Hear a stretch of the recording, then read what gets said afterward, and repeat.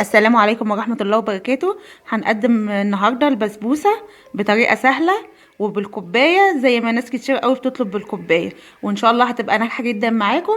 جربوها. نقول المقادير.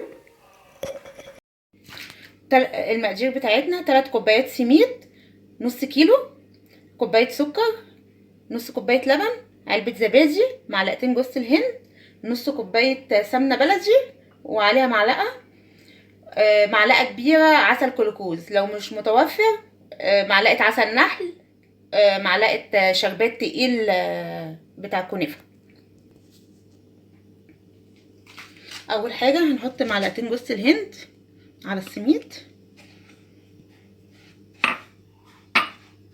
نقلبهم كويس، ننزل عليهم بالسمنة،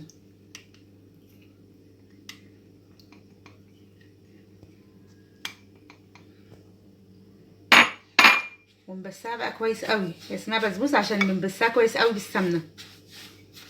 في المرحله دي بقى ممكن نقلب كويس قوي عشان كل حبه سميد تتشبع من السمنه. كده اهي شربت سمنتها خالص اهي. هناخد اللبن ونحط عليه السكر ومعلقه الجلوكوز،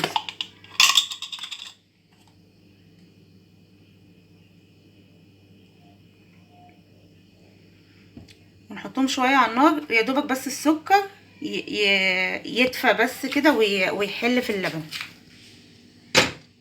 السكر دايب اهوت وما سخنتش قوي برضه، يعني يا دوبك هي دافيه.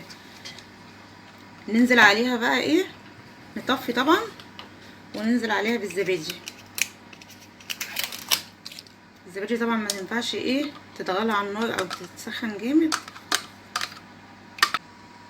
نزلنا الزبادي، نقلبها بقى كويس كده مع اللبن، وننزل بقى بالخليط على الدقيق السميد.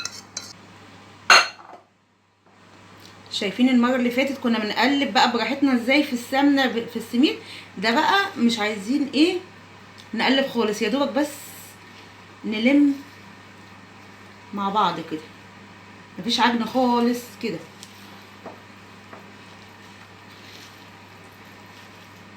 بالراحه خالص خالص كده.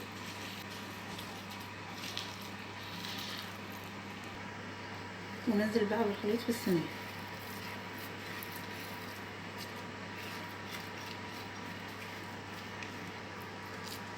نفرده كويس.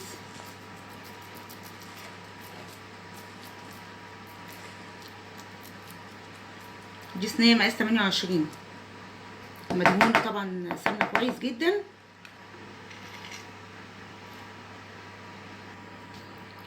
ونغطي بقى الصينيه عشان نطلع اي هوا فيها.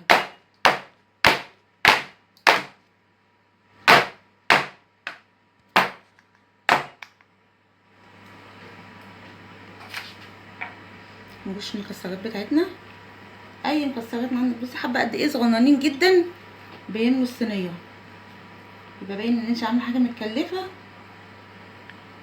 وانت اصلا مش واخده خامات كتير.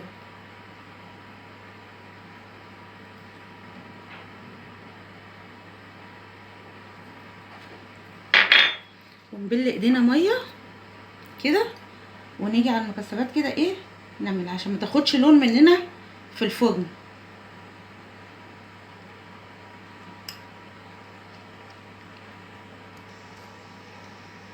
ندخلها بقى الفرن، هندخلها على درجه حراره 220 لمده 10 دقايق، وبعد كده هننزل النار عليها لغايه 190. وهي في الفرن هنعمل الشربات بتاعها. هنحط كوبايتين ميه وكوبايه ونص سكر ومعلقه كبيره عسل كلوكوز، ونسيبهم يغلوا. لما تطلع بقى نسقيها بيه.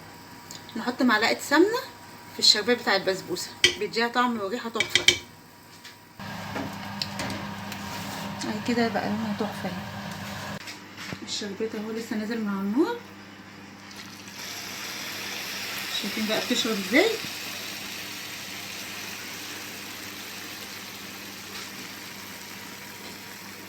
تتنفس كلها.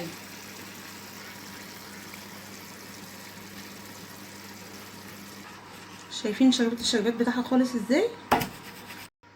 احلى صينيه بسبوسه، وكفايه ان احنا عاملينها بايدينا ولا افخم من اي حلواني، وطريه وشاربه، وريحتها بقى مش عايزه اقول لكم. نقطع قطعه مع بعض.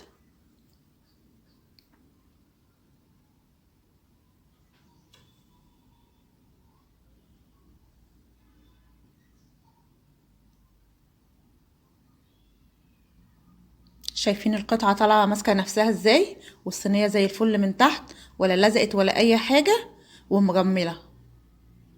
جربوها وبالهنا.